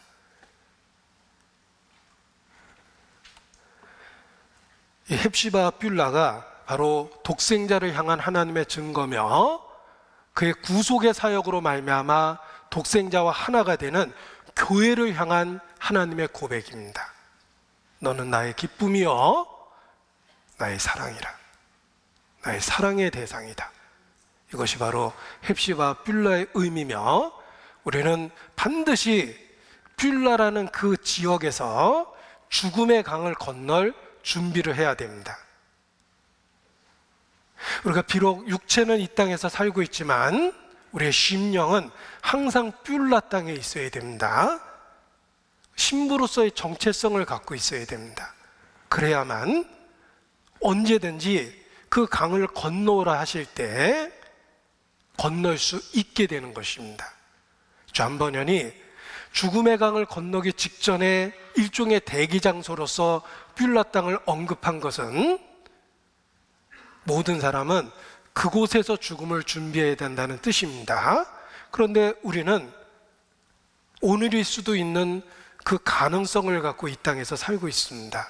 따라서 육체는 비록 내가 이 땅에서 살고 있지만 우리의 심령은 항상 뷸라라는 지역에 머물러 있어야 됩니다. 정체성을 갖고 있어야 돼요. 교회라는 자신의 정체성을 분명히 해야 됩니다. 헵시바 뷸라의 정체성을 가지고 믿음 안에서 있어야 됩니다.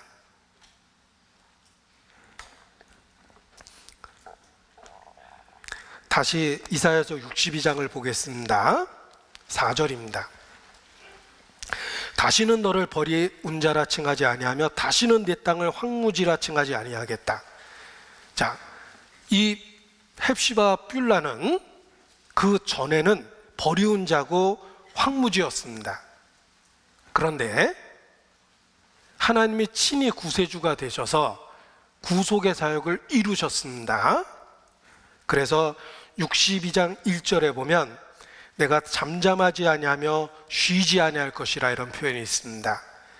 하나님은 우리를 구원하시기 위한 그 구속의 사역을 사랑이라는 열심을 갖고 이루십니다. 잠잠하지 않고 쉬지 않겠다라는 말은 구속의 사역을 이루시는 주의 열심입니다. 열성이죠. 우리에 대한 사랑입니다. 백성을 위하는 주의 사랑을 보면, 열정을 보면 저희가 부끄러워할 것이라 그랬는데, 나 여호와의 열심히 이루리라. 우리의 구속의 사역을 사랑이라는 열심을 갖고 완성하셨습니다. 그래서 우리의 과거를 벗어날 수 있게 해준 겁니다. 우리가 한때는 버리운 자였습니다. 한때는 황무지와 같았습니다. 그런데 그리스도의 구속의 사역을 통해서 이제 헵시바가 되며 뷸라가 되게 해주신 겁니다. 우리의 위치가 바뀌었습니다. 그래서 12절에 이르시기를 사람들이 너를 일컬어 거룩한 백성이라 여호와의 구속하신 자라 너를 일컬어 찾은 바 된 자여 버리지 아니한 성읍이라 이렇게 부르게 될 것이다 라고 증언하고 있습니다. 자, 보십시오. 우리가 전에는 버리운 자였습니다. 전에는 황무지였습니다. 그런데 우리를 구원하시는 그 구속의 사역을 주께서 이루셨습니다. 잠잠하지 않고 쉬지 않고 구속의 사역을 이루셨습니다. 그 결과 이제는 나의 기쁨이 그에게 있고 나의 사랑이 그에게 있다. 헵시바와 뷸라라는 새 이름을 갖게 하신 것입니다. 교회에게 주신 구속의 축복입니다. 우리의 위치가 전혀 달라졌다는 것입니다. 우리는 아주 정결한 처녀로 있다가 그리스도의 신부가 된 것이 아닙니다. 한때는 버리운 자였고 한때는 더럽혀진 자였지만 그리스도의 구속의 사역을 통해서 과거가 없었던 것처럼 우리를 깨끗하게 그렇게 바꿔주시고 받아주신다는 뜻입니다. 이사야서 54장입니다.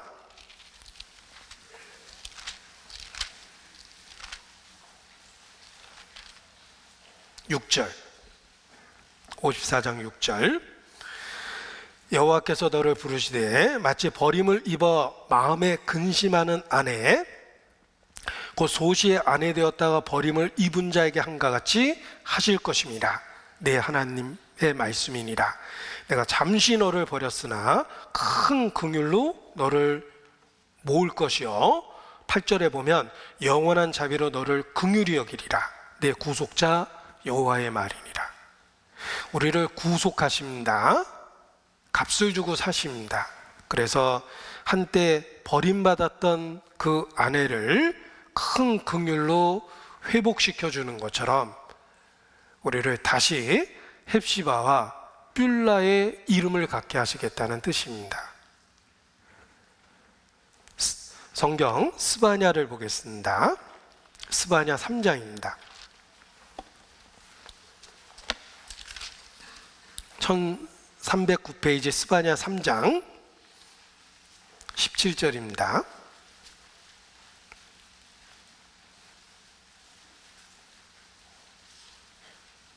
스바냐 3장 17절 같이 읽죠. 너희 하나님 여호와가 너희 가운데 계시니 그는 구원을 베푸실 전능자시라. 그가 너로 인하여 기쁨을 이기지 못하여 하시며 너를 잠잠히 사랑하시며 너로 인하여 즐거이 부르며 기뻐하시리라 하리라. 너는 헵시바가 될 것이며 뷸라가 될 것이다.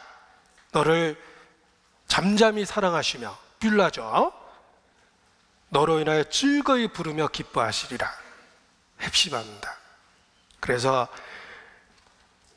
교회가 누리는 그 축복이 무엇인지를 이 헵시바와 뷸라의 모습으로 보여준 겁니다. 우리는 정결한 처녀로 있다가 예수님의 사랑을 입은 것이 아니라 우리 스스로 해결할 수 없는 과거를 갖고 있었음에도 불구하고 주의 놀라운 구속의 은혜로 깨끗게 돼서 헵시바와 뷸라라는 위치를 갖게 된 것입니다. 그리스도 예수 안에서, 하나님의 성령 안에서 우리가 씻음과 거룩함과 구속함을 얻게 된 겁니다. 교회의 위치입니다. 존 버년이 죽음 직전에 뷸라라는 땅에 머물러 있는 모습으로 표현한 것은 우리의 심령이 항상 교회라는 정체성을 갖고 이 땅에서 매일의 삶을 살아야 된다는 것을 가르쳐 준 것입니다.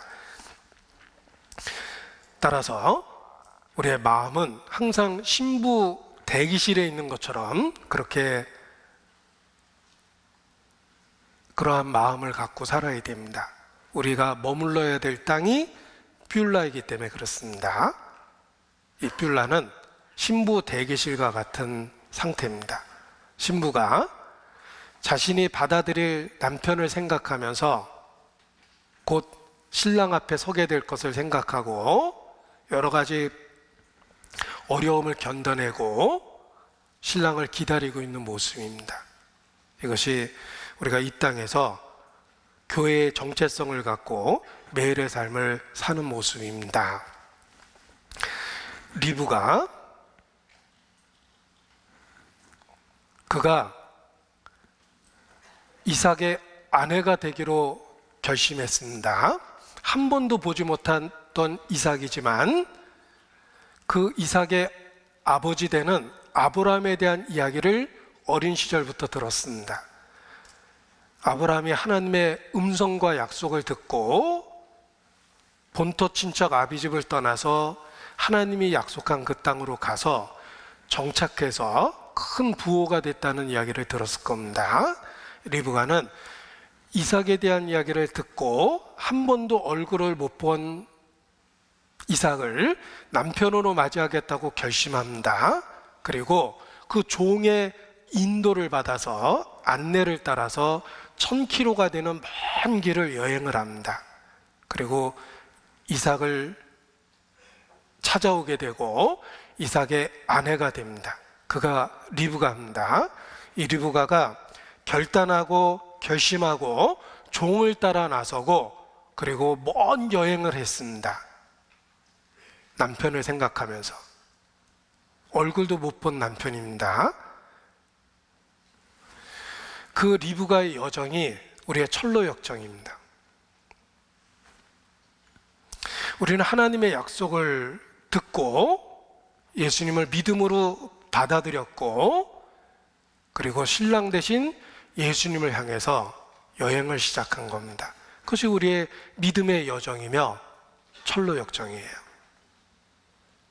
따라서 그 노중에서 겪게 되는 1000km 이상의 어려움이 있습니다. 그 어려움을 참고 견뎌야지만 이삭에게까지 도착할 수가 있습니다. 우리의 이 땅에서의 삶이 그렇습니다. 어떤 의미에서 뷸라라는 신부 대기실과 같으며 리브가와 같이 이삭을 맞이하기 위해서 믿음의 결단을 갖고 먼 여행을 하고 있는 것과 같습니다. 그리고 우리의 소원은 신랑 대신 주님 앞에 깨끗한 모습으로 서는 것입니다. 그런 마음가짐으로 살아야 된다는 뜻입니다. 아무런 대책 없이, 약속 없이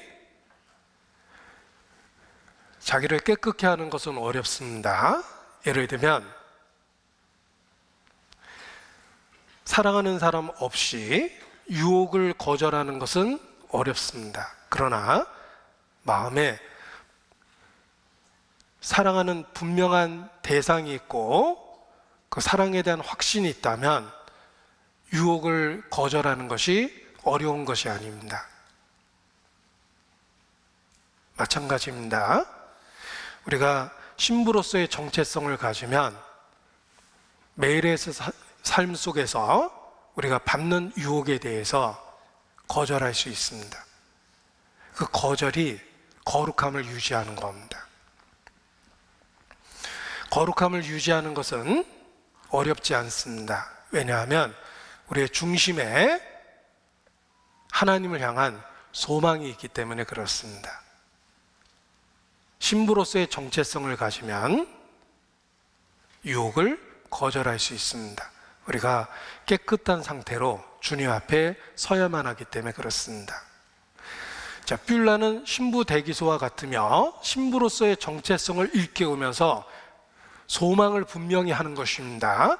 그 소망을 분명히 하면서 죽음의 강을 건너게 되는 것입니다. 죽음의 강은 낯섭니다. 처음 겪어보는 일입니다. 기독교는 죽음의 강에 발을 디딜 때부터 엄청난 공포에 시달립니다. 내가 이렇게 두렵고 무서워하는 것을 보니까 하나님이 나를 버리셨나 보다. 그래서 내가 이렇게 무서워하는 걸 거야. 더 공포에 휩싸이게 됩니다. 그때 기독교를 붙잡아주고 격려해 주는 것이 소망입니다. 소망이 일깨우기를, 오히려 악인은 죽을 때에도 평안하다. 악인은 죽음 그 자체를 평안하게 받아들일 수 있다. 왜냐하면 무지 상태니까. 하나님에 대한 두려움이 없기 때문에 죽음 자체는 편안하게 받아들일 수 있다. 오히려 내가 죽음 앞에 두려워하는 것은 마지막 순간까지 내가 과연 구세주를 믿고 있는지 신뢰하는지 붙잡고 있는지 하나님이 확인하려고 하는 것이다. 이렇게 일깨우면서 소망이 기독도를 붙잡아 줍니다. 그래서 죽음의 강을 건너게 되는 겁니다. 자, 소망이 어떻게 이렇게 확실해졌을까? 뷸라라는 지역에서 안식하며 위로받으며 소망이 강해진 겁니다. 그래서 죽음의 강을 건널 때 그 소망이 기독도를 붙잡고 위로해주고 그 두려움을 견뎌내게 해주니까 기적이 일어납니다. 그렇게 깊고 깊었던 강물이 바닥이 딱딱해지는 것을 느껴요. 이 강물은 믿음에 따라서 깊어지기도 하고 얕아지기도 한다라고 천사가 이야기해 줬는데, 믿음을 갖는 그 순간에 그렇게 바닥이 닿지 않던 강물이 밑에가 굳어집니다. 그래서 능히 건너가게 됩니다. 기독교가 어떻게 죽음의 강을 건넜을까? 소망이 붙잡아줬습니다. 소망은 어떻게 그렇게 신앙이 강해질 수 있었을까? 뷸라라는 지역에서 힘을 얻었던 겁니다. 우리의 정체성이, 교회의 정체성을 일깨우면서 뷸라라는 곳에 머물러 있을 때 소망이 강해지며 그 소망이 죽음의 강을 능히 건널 수 있도록 만들어주는 겁니다. 그것이 철로역정의 마지막 장면입니다. 여기 실감나게 다시 한번 보여드리겠습니다. 그림이 있습니다. 기독도와 소망입니다. 그가 뷸라라는 지역에서 천성을 바라보고 있습니다. 천성이 보이는 것이 뷸라며 특별한 도구로 더 자세히 볼 수 있다라고 되어 있는데, 그 특별한 도구가 믿음이에요. 믿음을 확실하면 천성이 보입니다. 바라는 것들의 실상이요, 보지 못하는 것들의 증거는 믿음이기 때문에 그렇습니다. 그래서 기독도와 소망, 이 두 사람이 이 뷸라라는 지역에서 천성을 바라보고 있는 모습입니다. 순례자들이 마법의 땅을 지나 뷸라의 땅으로 들어가는 것을 보았다. 백화만발하고 밤낮이 없고 천사들이 왕래하고 죽음이 없는 곳, 신랑이 신부를 기뻐한 같이 하나님이 기뻐하는 곳, 맞아주시는 곳, 부족한 것이 하나도 없고 신랑과 신부의 서약이 새롭게 이루어지는 곳, 여기가 뷸라입니다. 이 뷸라라는 아름다운 꽃들을, 그 지역의 아름다운 모습을 보게 되는데 하나님이 약속하신 천국을 맛보는 것입니다. 이곳에서는 밤낮으로 태양이 비쳤습니다. 탐스러운 과일들이 열려 있고 마음껏 먹을 수 있었고 마음껏 쉴 수 있었습니다. 하나님은 죽음을 준비할 수 있도록 충분한 은혜를 주신다는 것입니다. 보십시오. 스데반은 순교했습니다. 돌을 맞고 있었습니다. 피투성이가 되고 있습니다. 머리가 부서지고 몸에 있는 뼈들이 부서지기 시작합니다. 엄청난 고통 속에 있었을 겁니다. 그 순간에 주님은 하늘을 여셨어요. 천상을 보여주십니다. 그리고 하나님 우편에 서 있는 주님을 보게 됩니다. 스데반은 고통만을 갖고 죽음을 맞이한 게 아니라 서 있는 주님의 모습을 보면서 죽음의 강을 건너게 됩니다. 스데반은 뷸라라는 지역에서 죽음의 강을 건널 준비를 하고 건너게 된 거예요. 우리도 마찬가지입니다. 충분한 위로를 뷸라라는 지역에서 받아야 돼요. 하나님의 약속을 일깨우고 교회로서의 정체성을 가져야 되는 겁니다. 그런 내용을 의미하고 있어요. 그래서 마음껏 쉬고 위로를 받게 됩니다. 그리고 비로소 천성을 향해서 가게 되는데 천성의 모습을 볼 수가 있었어요. 그리고 하나님이 그 상급이 있다는 걸 일깨워 줍니다. 분명한 약속이 있다는 걸 일깨워줘서 천성에 향해서 가게 되는데 이제 두 가지 어려움이 남았습니다. 죽음의 강을 건널 때 육체적인 고통과 심령의 불안함을 경험하게 되는 겁니다. 처음에는 강물이 얕은 것처럼 보였지만 엄청 깊어집니다. 죽을 것 같았습니다. 두려움에 사로잡힙니다. 그 두려움 가운데 소망이 붙잡아줘요. 끊임없이 위로하고 붙잡아주니까 강을 건너게 되는 겁니다. 소망 없이 죽음의 강은 건널 수 없습니다. 소망이 이 물에 빠져 있는 기독도를 붙잡고 위로해주고 다시 건널 수 있도록 만들어주는 겁니다. 소망은 있는 힘을 다해서 친구의 머리를 잡고 그를 물 위로 끌어올렸다. 크리스찬은 물 아래로 몇 주 동안 가라앉았다가 반 죽은 상태로 떠올랐다. 소망은 문이 보입니다. 성도들이 우리를 영접하기 위해서 나와 있습니다 라고 하면서 그를 위로했다. 당신에게는 희망이 있어요. 소망이 대답했다. 끊임없이 위로하면서 마침내 천성에 도착하게 만들어주는 것입니다. 우리가 죽음을 어떻게 맞이해야 될지를 일깨워주고 있습니다. 소망 없이는 죽음의 강을 건널 수 없습니다. 소망을 강하게 해야 됩니다. 일깨워야 됩니다. 그 소망이 우리의 손을 붙잡고 우리가 처음 겪게 되는 그 죽음의 강을 건너게 해줍니다. 그리고 그 소망의 위로 덕분에 그 죽음의 강을 능히 건너고 마침내 천성에 들어가게 되는 것입니다. 자, 메멘토 모리는 죽음을 기억하라는 뜻이며 뷸라는 결혼한 여자, 신부, 사랑하는 대상이라는 뜻입니다. 우리가 죽음을 기억하면 어떻게 죽음을 준비할 수 있겠습니까? 뷸라라는 그 땅에 머물러 있어야 됩니다. 그곳에서 잠시 후에 만날 주님에 대한 소망을 일깨우고 죽음의 강을 건널 준비를 하게 되는 것입니다. 이 땅에서의 현재 우리의 삶은 마치 신부 대기실과 같습니다. 우리는 곧 신랑 앞에 서게 될 것입니다. 그래서 영과 육의 온갖 더러운 것에서 자신을 깨끗게 하며 매일의 삶을 살아야 됩니다.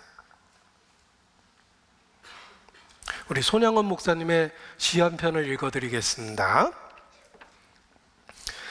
신부되는 교회가 흰 옷을 입고 기름 준비 다 해놓고 기다리오니 도적같이 오심하고 하신 예수님 오 주여 언제나 오시렵니까 내 주님 자비한 손을 붙잡고 멸류관 벗어들고 찬송하면서 주님 계신 그곳에 가고 싶어요. 오 주여 언제나 오시렵니까? 이 땅에서의 삶이 신랑을 기다리는 신부 대기실이라는 걸 기억하며 우리가 언약 아래서 헵시바 뷰라라는 새 이름을 갖게 됐다는 걸 기억해 보십시오. 소망을 굳게 하면 언제 올지 모르는 그 죽음을 예배할 수 있게 됩니다. 메멘토 모리 앤 뷰라. 기도하시겠습니다. 아버지 하나님, 우리에게 소망을 주신 것, 그리스도 예수 안에서 주의 이름을 부르고 살 수 있도록 모든 은혜를 허락해 주신 것 주님께 감사를 드립니다. 이 땅에서 주님을 맞이할 준비를 하고 매일의 삶을 살 수 있도록 우리 연약한 가운데 붙잡아 주시고 인도해 주시기를 주님께 기도합니다. 5월 29일 주님 안에서 예비한 집회도 축복해 주셔서 많은 영혼 구원받을 수 있도록 함께하여 주시옵소서. 또 우리 중에 병상에서 고통받는 형제 자매님들을 기억하고 기도합니다. 그 오래된 병상에서 일어날 수 있도록 주님 은혜를 주시고 또 한번 주님 안에서 힘있게 살 수 있도록 기회를 더해 주시기를 주님께 기도합니다. 우리 중에 이루어지는 자가 없도록 서로 살펴볼 수 있도록 우리의 마음도 넓혀 주시기를 주님께 기도합니다. 고마우신 우리 구주 예수님 이름으로 기도합니다. 아멘. 찬송하겠습니다. 우리 찬송가 222장입니다. 222장.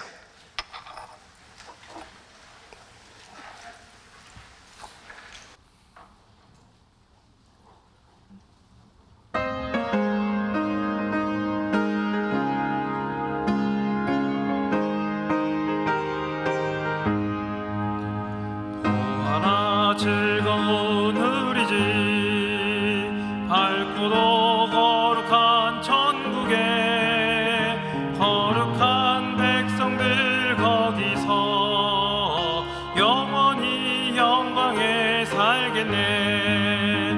거기서 기쁘고 즐거운 집에서 거기서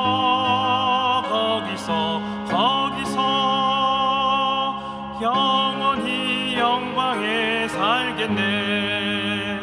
앞서간 우리의 친구들 광명한 그 집에 올라가 거룩한 주님의 보좌 찬미로 밤낮을 즐기네.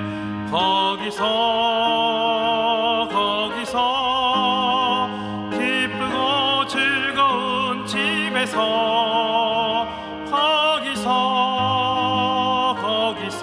거기서 영원히 밤낮을 즐기네. 우리를 구하신 주님도 거룩한 그 집에 계시니 우리도 이 세상 떠날 때 주님과 영원히 살겠네. 거기서 기쁘고 즐거운 집에서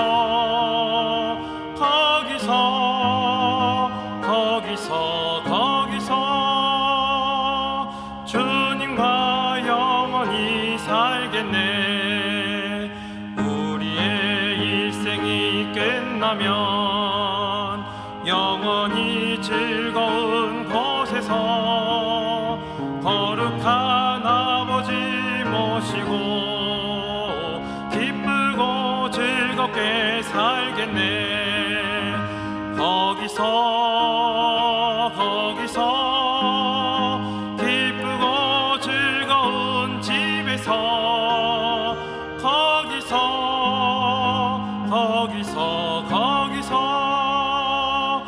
기쁘고 즐겁게 살겠네.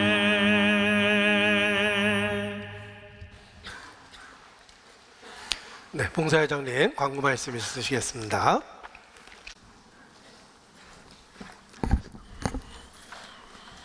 예, 잠시 광고 말씀드립니다. 5월 29일부터 6월 4일까지 대전도 집회가 이정국 목사님 인도로 계획되어 있습니다. 이제 2주 앞으로 다가왔습니다. 미리 기도로 준비해 주시기 바랍니다.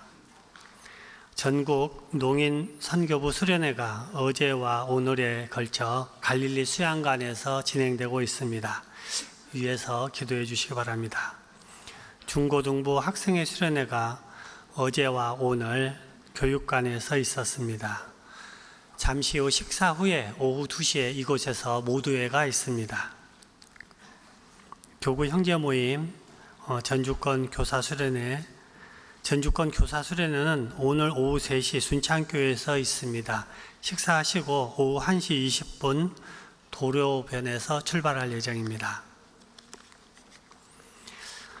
이제 학예 수양에 또 준비를 하게 됩니다. 2023년도 학예 수양회를 위한 김장 봉사가 있습니다. 교회 소식지를 참조해 주시고 많이 협조해 주시기 바랍니다. 청년의 전체 야외 수련회가 이번 주 금요일, 토요일 1박 2일 동안 무안교회에서 있습니다. 출발은 금요일 오후 7시에 출발합니다. 다음 주에는 바자회가 있습니다. 식당에서 식사하신 이후에 간식으로 준비되고요. 헌미는 지하 사랑방 앞으로, 아나바다 물품은 1층 북카페로 내주시면 되겠습니다. 나머지는 교회 소식지를 참조해 주시기 바랍니다. 부고 소식입니다. 83구역 은장의 김영삼 성도께서 5월 13일 소천하셨습니다. 현대 장례예식장에서 금요일 오후 4시 교회장으로 장례예식이 있습니다. 식당이 혼잡하오니 항상 드리는 광고입니다만 은장의 어르신부터 나가주시고 형제 자매님들께서는 약 10분 정도라도 교제하신 후에 나가주셔서 식당 혼잡함을 좀 예방해 주시면 감사하겠습니다. 이상 광고를 마치고요. 잠시 후에 오후 2시에 모두회에서 뵙겠습니다.